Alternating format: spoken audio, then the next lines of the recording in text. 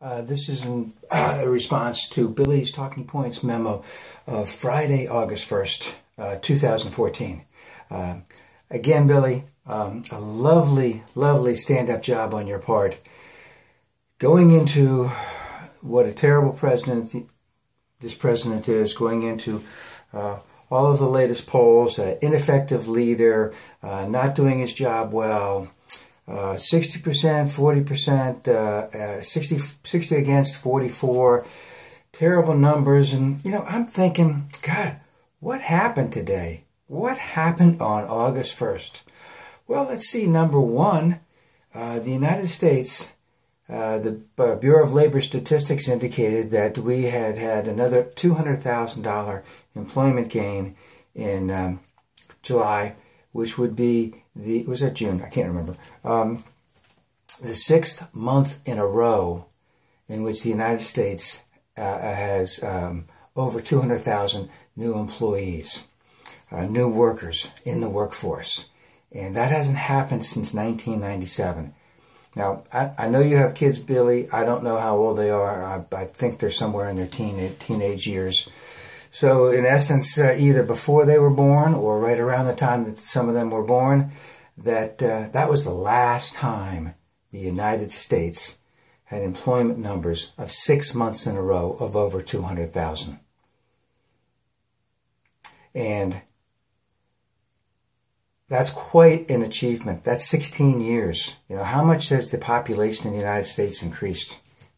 We haven't even got, the United States has just gotten back to the level that the employment now is a little bit greater than what it was when the Great Recession hit in 2008, 2009.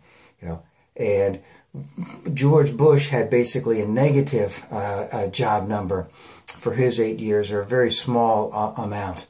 So we have 6 months in a row. I believe 6 million people have been employed since early 2009. Tremendous, tremendous figures. A long, long way to go, Billy. We're way behind. The United States is not doing the types of things that it really should be doing to get into full employment. But again, I really love the fact that the best thing you can do on a day like today, with great things like that going out, is trashing the president, trashing his leadership, trashing his ineffective. He's tired of the job. Americans hate him. Feeding your base. Love it. But can't you, and this is the no spin zone. And then another thing that happened today, is that by the time your show had come on, the Republican House had still not voted on an immigration bill. An immigration bill that is watered down as it was yesterday. As much it was playing to the base of the right yesterday, couldn't see the light of day on the House floor to get a vote. And it had taken all day long today for them to get to the negotiations that they would water it down even more to get it done. I know you have some simple solutions for what's going on with the border crisis, but a lot more has to be done. How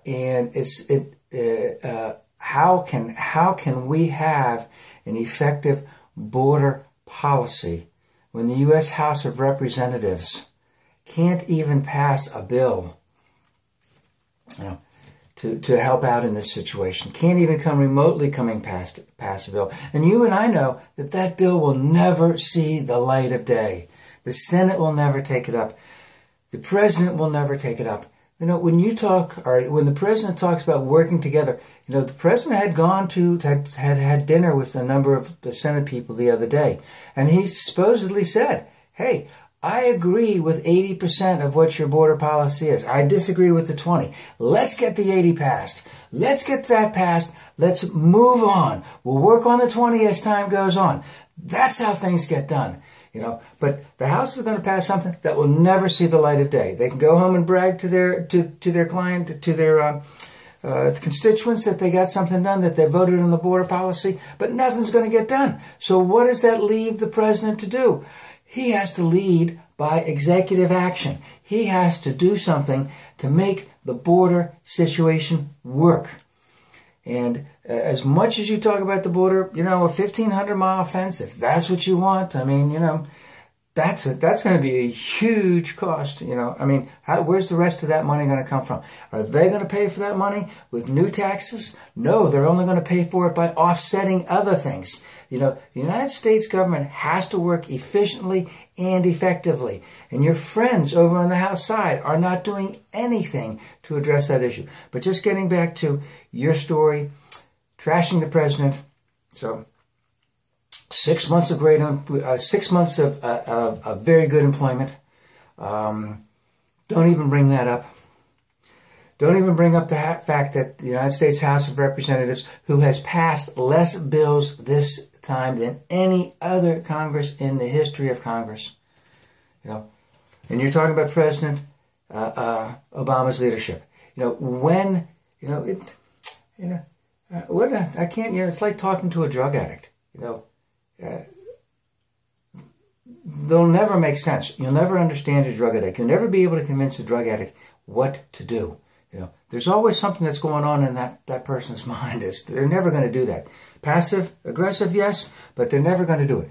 And, you know, to come out on a Friday like this and then just the first thing to trash him, I think that it's great on your part, because that's how you keep your ratings. That's how you keep your audience. That's how you keep everyone jacked up about what a terrible president this is. But in the meantime, you know, people have to learn it. People have to work. People have to be employed. People have to pay their bills. And the United States is slowly, slowly, slowly getting out of the worst recession that we've had since the Great Depression of the 1930s. And it's something that you can't even bring up to your audience. Wow.